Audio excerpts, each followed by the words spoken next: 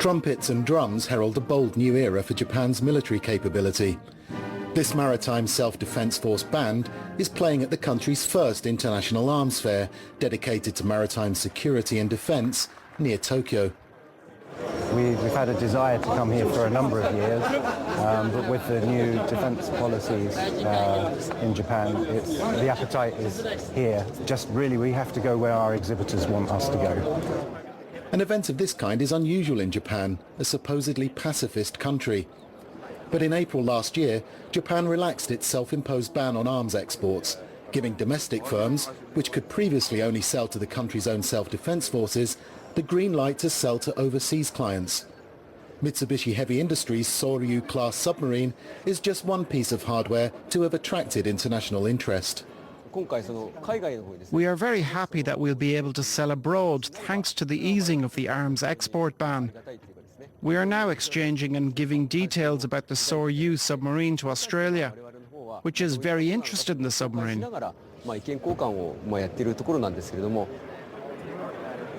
Despite its pacifist constitution, Japan has been quick to develop its military capability. According to our direct contacts with Japanese industry, Japan has a very good level. There are areas where they did not make much effort in terms of research and development, where we can consider cooperation between their industry and the French industry or the European industry in general. Since he came to power 2.5 years ago, Japan's Conservative Prime Minister Shinzo Abe has acted quickly to strengthen the military. Aside from easing the arms export ban, he increased defense spending and is hoping to pass legislation that will allow Japanese troops to fight alongside its allies overseas, namely the United States, for the first time since the Second World War. Abe's approach is a major break with Japan's war-renouncing doctrine enshrined in its constitution. Japan has always stayed in the background by refusing to take action. This is how pacifism was seen. What Prime Minister Abe advocates today is a proactive pacifism, in which Japan takes part actively in international efforts for peace. To realize his proactive pacifism, Abe wants to change the way the constitution's interpreted, without actually revising the document itself. Mizuho Fukushima, a socialist lawmaker, is among those fighting Abe's proactive pacifism. She's preparing to confront the Prime Minister in Parliament in an attempt to block bills approved recently by the Cabinet. If they pass, the bills would enable Japan to come to the aid of the United States if it came under attack anywhere in the world, as well as supply it with ammunition. Fukushima says Abe is acting as if he were above the law. Shinzo Abe aims at reinterpreting the Constitution before revising it by following strict legal procedures. Then he made promises to the United States in the new defense guidelines between the two countries, and only now does he submit the corresponding laws to the Diet. This is nonsense and it's clearly undemocratic. Yuji Kato is one of many people marching in Tokyo to defend the pacifist constitution.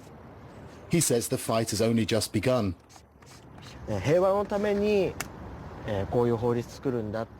Abe claims that these laws will defend peace, but I don't think you can protect peace in Japan and in the world by going to war. That's what it says on my placard. The 22-year-old and about 3,000 other demonstrators gather in this arena in the latest in a series of protests against Abe's plans for the constitution. When I went to Nagasaki for the anniversary of the atomic bombing, I understood the horror of war and of the atomic bomb. Now Shinzo Abe's putting Japan in a dangerous situation. If we don't make our voices heard, everything will change. Polls show that public opinion is divided on whether to expand the role of Japan's armed forces. The proportion of people for and against the move is roughly the same. Don't let Abe drag Japan into war. But demonstrators like these and the wider debate taking place in Japan probably won't be enough to stop Abe. His Liberal Democratic Party and its coalition partner have comfortable majorities in both houses of the National Diet. Justin McCurry and Marie Linton reporting for us from Tokyo for today's Focus.